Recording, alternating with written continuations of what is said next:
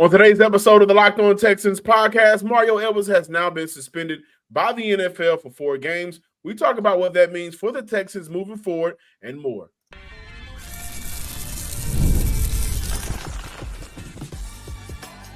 You are Locked On Texans, your daily podcast on the Houston Texans. Part of the Locked On Podcast Network, your team every day. Welcome in, everybody, to this Tuesday episode of the Locked On Texans podcast, a part of the Locked On Podcast Network, your team every day. Thank you to all of our first-time listeners and viewers. Please subscribe, like, and comment to the Locked On Texans podcast on YouTube and wherever you listen to your podcast. And thank you to all of our everydayers. You guys have been showing up in the DMs everywhere, trying to get those free tickets. I'll talk to you about that and more once we end off today's show. I'm your Texans football analyst, John, some sports guy Hickman. On the other side of the screen, Texans credential media member, Brian Big Stars Bearfield. Today's episode is brought to you by Game Time. Download the Game Time app, create an account, and use code LOCKEDONNFL for $20 off your first purchase. Sarge, we got Texans talk today. Run it down for the listeners. On today's show, Mario Edwards suspended and what that means for the Houston Texans. Week 2 with no Nico Collins. How can the wide receiver step up? And players being prepared, answering the call. In the NFL, they like to say next man up mentality.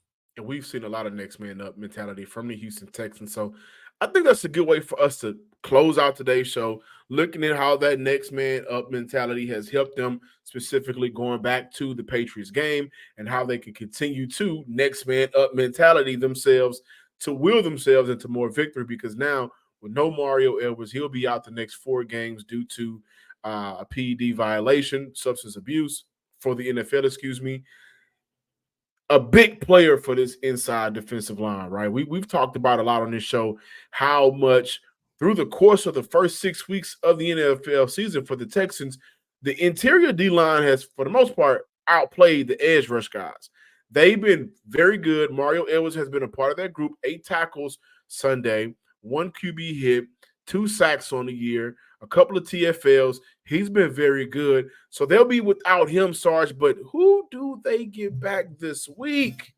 Oh, they get back a guy who had 10 sacks on last year, and somebody that head coach Denico Autry is excited to get back on at Monday's press conference. He just could not stop talking about having Denico Autry come back into the lineup, and I think that he had 10 sacks on last year. So coming in and adding that interior lineman while losing a player like Mario Edwards and what he's done this year, it's almost just like, okay, we're going to substitute for Mario or maybe upgrade in some people's mind. Some people feel that Denico Autry is an upgrade over Mario Edwards.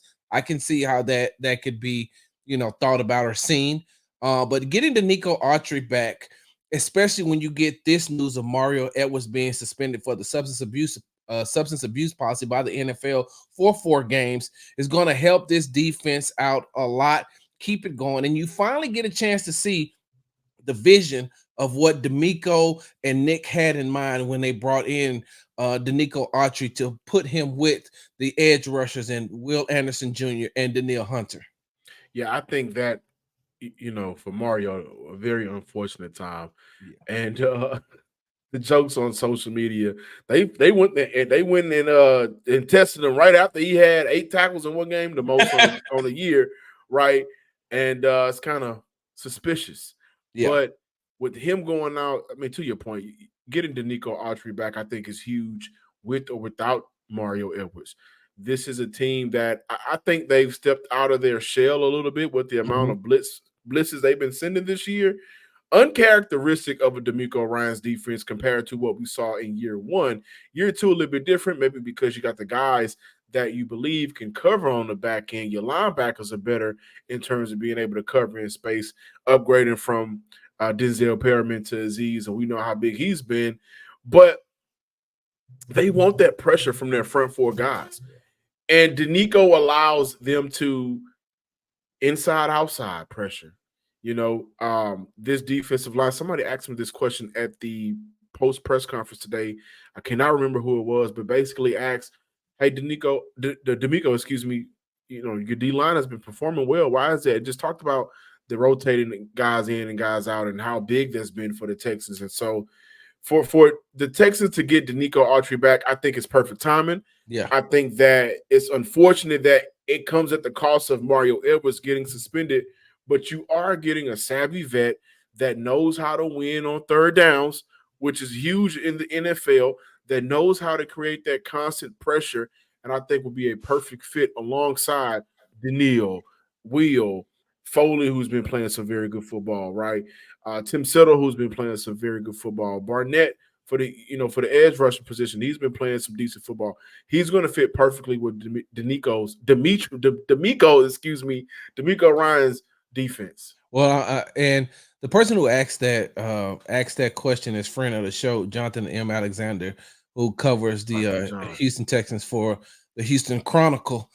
So, John, here's my thing, right? And I know with the way that Mario Edwards played on Sunday against the New England Patriots and the way that he has been playing throughout this year, he has been that piece that helps out with Denico Autry being out for the first 6 games of the season. But, John, you mentioned a lot of names, but here's a name that you didn't mention. And before I say that, look, yes, Mario Edwards suspended. You're getting Denico Autry back. You know what you're getting in Tim Settle Jr., which, by the way, bro, he talks so much trash. He talks a lot of trash, and I love it. And he don't never stop talking either. He talks a lot of trash. You talk about Foley Fatukasi. Khalil Davis. One of my favorites. Davis has been doing nothing. And I know that people haven't been saying his name a lot, but what Khalil Davis has been doing this year is just being consistent. Yeah. He's consistently around the ball. He's consistently around the quarterback. He's consistently making plays, even though they don't show up on television, but they do show up on the film. And so losing to Mario Edwards and getting Denico Autry back, and I don't see them giving Denico a lot of snaps right off the bat because he hasn't really, he's been able to stay in some sort of condition, but he hasn't played football since last season. And so training camp, that's one thing, but now you're going into the real games. And so I think that they will limit his snaps at least for this week and probably get him back in full rotation against the Colts. Now, listen, don't quote me on that because they'll come in and he'll get the majority of the snaps just because he has a fresh body and hasn't played in 6 games. But Khalil Davis, man, I think that he's one of those guys that is going to be able to step up as when Mario Edwards is out and continue to do what that interior part of the defensive line has been doing.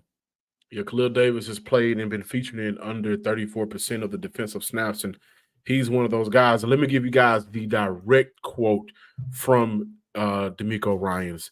Denico has been tripping me up, but Denico Ryans asked about how the defensive line had performed so far this season. He said, our defensive line, I think everybody, we wanted that group, a group that rotates, a group that doesn't give an offensive line a break.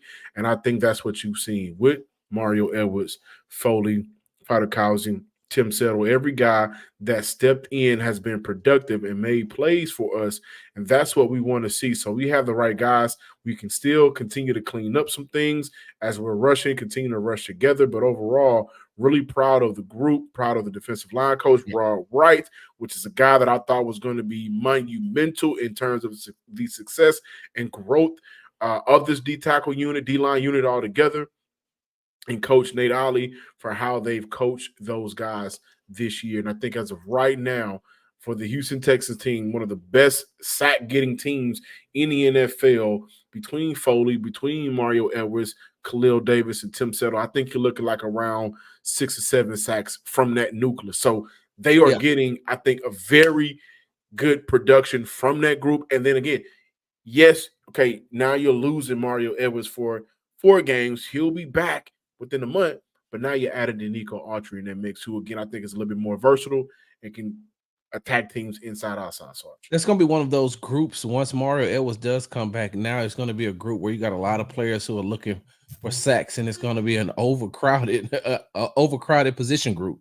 Hot hand. Hey, who's hot right now? We haven't even mentioned Kurt, right? Who I think has gotten maybe the short end of the stick. He's been out, and guys have been able to come in and be successful. But that is a very deep group, I think, for the Houston Texans, and a lot better than what we may initially thought coming into training camp. Yep. On the other side of the break, we got to talk about these wide receivers. They are going to be going up against a very tough matchup defensively Sunday against the Green Bay Packers. Week 2, no Nico. Which receiver and how these receivers will step up more on the other side of the break. But guys, we are not going to go anywhere without letting you know how you can get a big return on FanDuel, America's #1 sports book. You're sitting at home, you're sitting on the couch, you're watching NFL Red Zone, and you're just scrolling away on your phone during the commercial. And you get a little hunch in the middle of the game, middle of that commercial. You're like, man, I really think I can maybe score some extra cash. You can check out the latest stats. You can view live play-by-play, and you can do a lot more on the same place where you can make your bets and get that extra cash with FanDuel. Get started today with $200 in bonus bets guaranteed when you place your first $5 bet. That's $200 in bonus bets guaranteed when you place your first $5 bet. Visit FanDuel.com. Again, visit FanDuel.com. And also, guys, if you're going to keep winning money, if we're going to tell you to keep winning money, you might as well keep doing it with Prize Picks. Money, money, money, money. You can do that on Prize Picks. We're picking just more or less on at least 2 players for a shot to win up to 100 times your cash. Run your game all season long with over 10 million members and billions of dollars in award winnings over to the members. Prize Picks has made daily fantasy sports accessible to everybody, right? You can even play if you're in California, if you're in Florida, if you're in Georgia, if you're in Texas. You can get in on the sports action with Prize Picks, and you want to play alongside Prize Picks' biggest names like Drewski. Who don't love Drewski? Joe Budden. Who don't love Joe Budden podcast? You can do that. You can find these community plays under the promo tab of the app to view entries from some of the biggest names in the Prize Picks community each week. They're making it easy for you guys to go out and win some dough. Download the app today and use code LockedOnNFL to get $50 instantly after you play your first $5 lineup. That's Locked On NFL to get $50 instantly when you play your first $5 lineup. Prize Picks, run your game. We have a really talented wide receiver room. Tank and Steph, again, as I mentioned yesterday, it wasn't a matter of stepping up. It's just Tank and Steph being Tank and Steph. Like, they can beat man coverage. It doesn't matter who they're going against. They can beat man coverage because they run routes the right way and they're difficult to cover. And so that'll always be the challenge. Those guys just keep working. If we keep protecting the right way, giving CJ time, we feel like, we like our matchup versus whoever those guys line up against. Welcome back to the Locked On Texans podcast. That voice you just heard right there in that video you just seen, for those who'll be watching us on YouTube, is none other than Houston Texans head coach Denico Autry talking about his 2 wide receivers, his 2-star studded wide receivers that have been kind of overshadowed this year by #1 wide receiver Nico Collins, and rightfully so. Nico has been balling out now that he's on the injured reserve with the hamstring injury, and he'll be out for the next. He's sat out 1 game. He has 3 more games to go. They'll get him back here fully healthy pretty soon. But until he comes back, the Houston Texans need Stephon Diggs and Tank Dell to hold it down. And I think that we've seen that on Sunday, John, against the New England Patriots, the way that they played, the way that they were able to come through for CJ. And John, stop me if I'm wrong. Stephon Diggs is a dang on good route runner. Stephon Diggs made some catches on Sunday, John. I don't see why I would stop you. I have no rebuttal to that. And John, not only was he running good routes, not only was he making some very good catches, but the New England Patriots pride themselves on having one of the best cornerbacks in the NFL in Christian Gonzalez. And all he did was line up across from Stephon Diggs, lined up across from Christian Gonzalez 10 times. He was targeted 5 times, had 4 catches, 39 yards, and a touchdown, and averaged 9.7 yards per catch. Now, I would like to say that was good, and maybe that the road would get a little bit easier for Stephon Diggs and Tank Dell coming into this week's matchup against the Green Bay Packers. But now you have to go up against Jair Alexander and Keyshawn Nixon. Yeah. Two cornerbacks who remind me a lot on the way that they play. And side note, hey, that NFC North, It's tough right now. that NFC It's North tough right now. is very tough.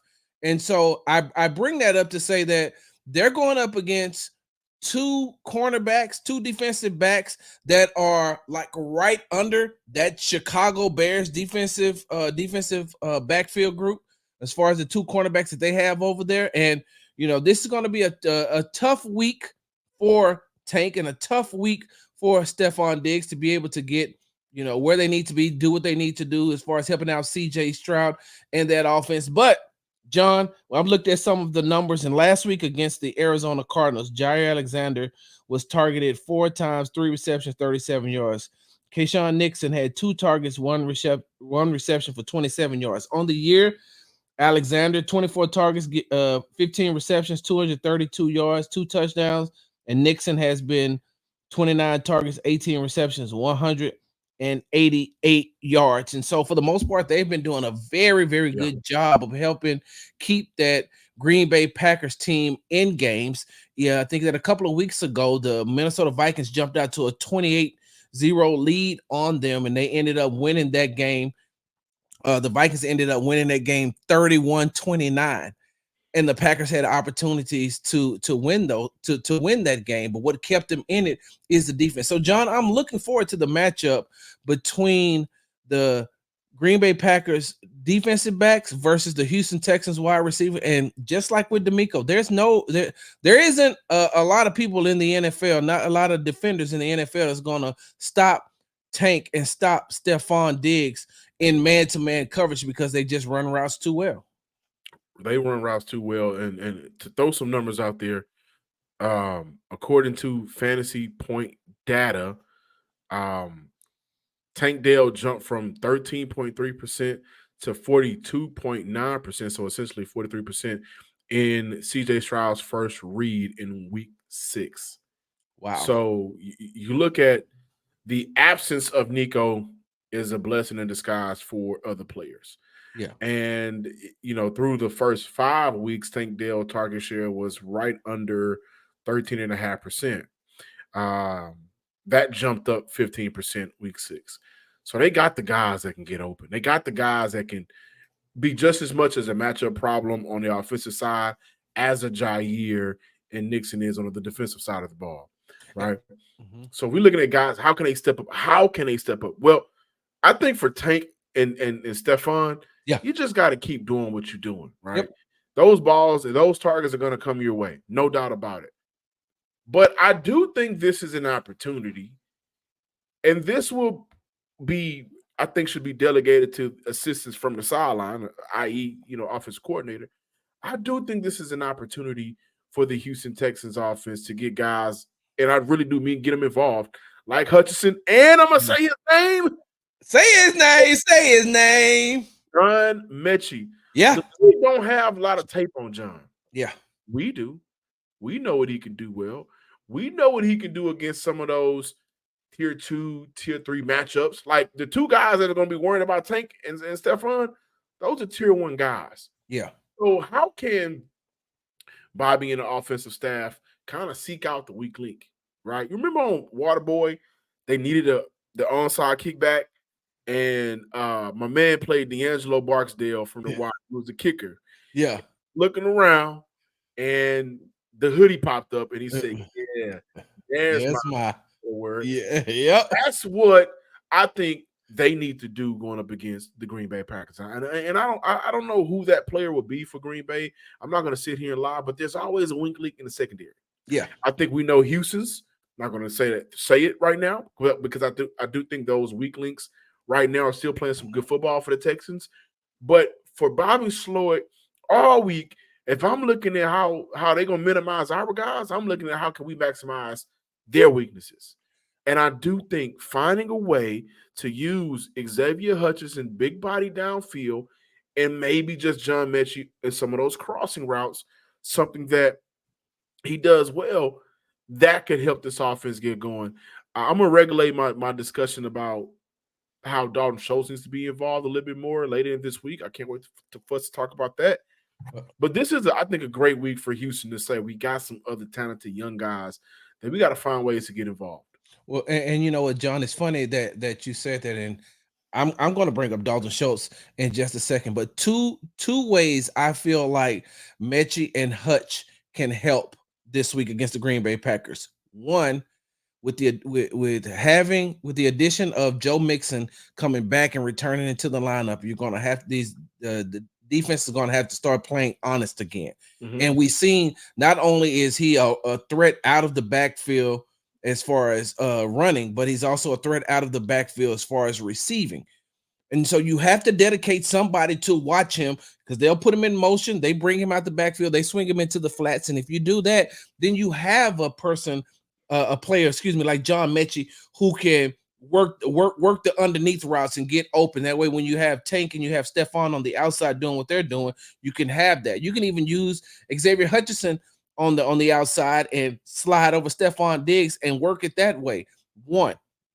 Two, the one thing that the Green Bay Packers are very, very weak in, and that is holding tight ends. Last week against the Arizona Cardinals, tight end Trey McBride had 8 catches for 96 yards. Seven receptions for 69 yards, came in between 0 and 9 yards.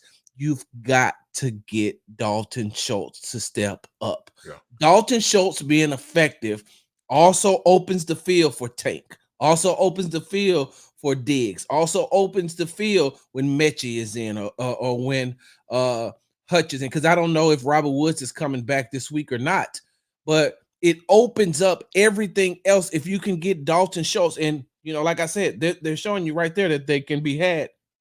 I do want to add to that point for the linebacker standpoint. They have allowed between Quay Walker and Isaiah McDuffie, they've allowed over 400 yards so far this year combined together. So, and nearly 10 yards a catch from the linebacker standpoint. Well, John, let me let me stat you down some more. Stat you down. Stat you down. Look, let me stat you down some more. Last week against the Arizona Cardinals, the Green Bay Packers, they have no sacks and only generated 8 quarterback pressures. If you're going to give CJ that amount of time, we already know what CJ can do against the blitz. We already know what CJ can do when he's under pressure. You give him time to see the field and watch these routes develop, it'll be a long day for the Green Bay Packers defense. Yeah. Also, Eric Stokes has been struggling this year for the Green Bay Packers. And so I do think there's some matchups to exploit there for the Houston Texans. But I think more so this week than last week, it really does need to be all hands on deck. Yeah. And it really does need to be an offense that your tight end that you just extended. And again, I'm holding off my comments, but he has to come with it. He has to play some damn good football. When we come back, we got to talk about the players that are already stepping up. And when their number is called, they have been ready for the Houston Texans. But first, I think this is a perfect time to let you guys in on another secret. If you ain't got no tickets yet, Game Time is hooking y'all up all year. It don't have to be football. It can be basketball. Rockets are starting. You want to take your girlfriend out, you want to take your boyfriend out to their favorite artist concert. They got it over there on Game Time. What, you want to go laugh a little bit, catch a comedy tour? They got that on Game Time. They got tickets for whatever you need on Game Time. And with Game Time picks, they filter out the fluff to show you incredible deals on great seats so you don't have to waste time searching through thousands of tickets. Game Time also has this feature that I really do love. You want to know what it is? If you can't make it, your purchase is covered with the most flexible customer service policy in the ticketing industry. Also, if you find your ticket somewhere else, same section and row and seat for cheaper, Game Time will credit you 110% of the difference. Take the guesswork out of buying tickets with Game Time picks. Download the Game Time app, create an account, and use code LockedOnNFL for $20 off your first purchase. Terms apply. Again, create an account and redeem code LockedOnNFL for $20 off your first purchase. Download Game Time today. What time is it? Game time. You went from averaging almost 12 penalties a game to the last two games you had combined 11 penalties, I think, for like 103 yards. What was the message the last 2 weeks to be able to cut down on those penalties? Yesterday was 4 for 38 yards. With the penalties, it just comes down to every player, every coach taking ownership of it. Right? Really, we attacked it head on. Like, we don't run from any problems, so we coach it up, attacked it head on.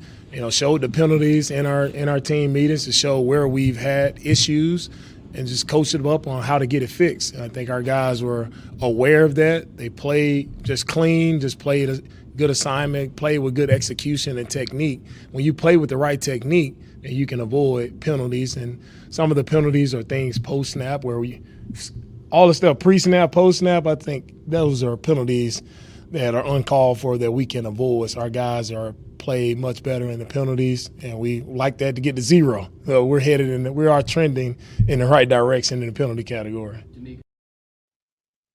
Welcome back in, Locked On Texans listeners and viewers. That was I think a great question by Big Sarge there, because that does show where the Houston Texans have improved. And they started off pretty bad at the beginning of the season.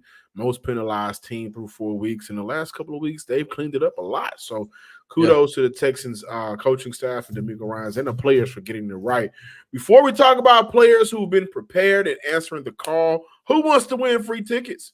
You can with the Locked On Texans podcast and my man John Potts. You can win 2 free tickets to the Houston Texans versus the Indianapolis Colts home game on October 27th. This is presented by my man John Potts, commercial risk advisor. How can you win? Follow me on Twitter at John_Hickman12 or follow me on Instagram at Some Sports Guy. And all you're going to have to do is fill out a quick Google form for your chance to win after you enter. Again, follow me on Twitter at John_Hickman12 or Instagram at Some Sports Guy. I got to give a shout out to Eric Murray, players like Eric Murray, players like Neville Hewitt, because Neville Hewitt came in. He hadn't really virtually played any defensive snaps this year, and he comes in on Sunday and gives the Houston Texans a big boost at that linebacker position. And I wonder how much more of Neville Hewitt are we going to see? How much more of Jake Hansen are we going to see? And when I look at a Neville Hewitt and an Eric Murray, 2 catches, 48 yards allowed, right? But he's finding ways to be successful for the Houston Texans. 1 interception. You're making up for that TD allowed.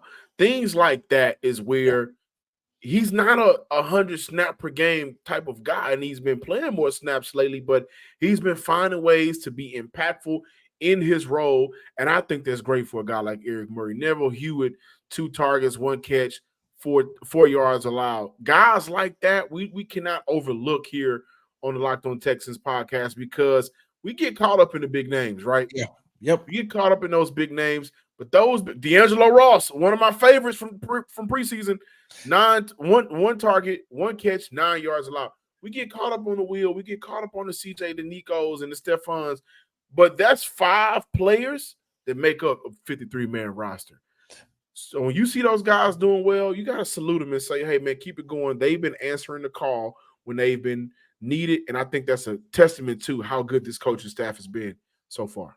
It's so funny, John, that you bring up a player like Neville Hewitt and what he did on Sunday against the New England Patriots. I got a chance to speak with him on last week, on Friday, before they left out of the locker room. And so we basically started talking about his, incredible tackle that he made, that WWE style tackle that he made on special teams. And he said, in the moment, I didn't even know that it happened. But by the time I got to the locker room, everybody was like, hey, man, did you see, look, your tackle going to be on SportsCenter. Your tackle going to be on top 10. And so we was just sitting there and we got to talking. And then him and I remembered, and I started asking him about his time when he played for the New York Jets. And I forgot that Neville Hewitt was a monster when he played for the Jets. I think one year he had 100. I know he had 100 plus tackles. He was a starter at the linebacker position, and he said that when he came to even though that the New York Jets didn't re-sign him, and the Houston Texans brought him here. I think it was when Lovie Smith was here. They brought him in, and they told him, like, look, we may not be able to give you an opportunity to play a lot on the defensive side of the ball. You're going to come here, you're going to back up some of the linebackers that we already have. But I mean, we are willing to give you an opportunity on special teams. And he said, I just made the best of it. He said, I made the best of what I had. I made the best of the opportunity that was given to me. And he says that when I do get the opportunity to be in the games, when I do get the opportunity to play at the linebacker position, I also take that very seriously. I practice every day as if I'm a starter. I practice every day as if I'm starting. And next thing you know, Sunday against the New England Patriots, they needed him. They needed him. So, And can you play? We need you. right. Answer the phone. Okay, you're here. I'm good. I got it, coach. Put me in, coach. I'm ready to play. And so, but he put me stepped in the game. Look, he stepped in and he did a very good job. You talked about Eric Murray, and we seen what he was able to do. That was an amazing catch that he made on that interception. But you know what, John, you brought up D'Angelo Ross, and I was so proud. I was so proud of that young man on Sunday. Like you said, he was only targeted one time for one reception, right? Yeah, And played in a handful of snaps. Started alongside. I'm sorry, Derek Stingley. Jr. Yeah, and got some high praise from Denico Ryans. Listen to what he had to say. Linebacker. I'm really proud of Neville, and for him to step up in the game when Aziz went down. I thought Neville played really well for us. He was physical. He was flying around, being disruptive. So really proud of Neville on, even on a week where he doesn't get many of the reps in practice, he went out and he did his job and did it really well. And with the linebacker spot, we'll see where our guys are this week with Aziz and Henry, see where they are. But some guys will have to step up in that role and be able to produce for us. Yeah, proud of D'Angelo for stepping up. Like, we didn't have Kamari last week, so really proud of D'Angelo for stepping up. And D'Angelo he played well. He did his job, and the reason why he was in there, he's reliable, right? He's a trustworthy guy. He was where he's supposed to be, played with energy, played with fire and passion, played the right way, so proud of him. And we had a lot of young guys in our secondary. I mean, Stingley, Kamari, Jalen, we have a lot of young guys who are still learning, still growing, and while they're learning and growing, they're being productive players and making game-changing impact plays for us. John, I'm just glad he's able to redeem himself from being a meme from that Week 16 game against the Cleveland Browns at NRG Stadium when he looks like he's reaching up for Amari Cooper. Yeah. That was D'Angelo Ross, right? Yeah. Tough. That was a tough time for Ross. But it is good to see like those guys get that recognition because, whether it's the Patriots or whoever, this is still a business. This is still a professional league, and doing good deserves recognition. Please continue to listen and watch the Locked On Texans podcast throughout the week as Big Sarge and myself continue to bring you that heat. Follow me on Twitter at John_Hickman12. Again, that's John_Hickman12. And make sure that you subscribe, like, and comment to the Locked On Texans podcast everywhere you get your podcasts. And you can follow me on the app formerly known as Twitter at Big Star Sports with a Z at the end. Until next time, ladies and gentlemen, peace.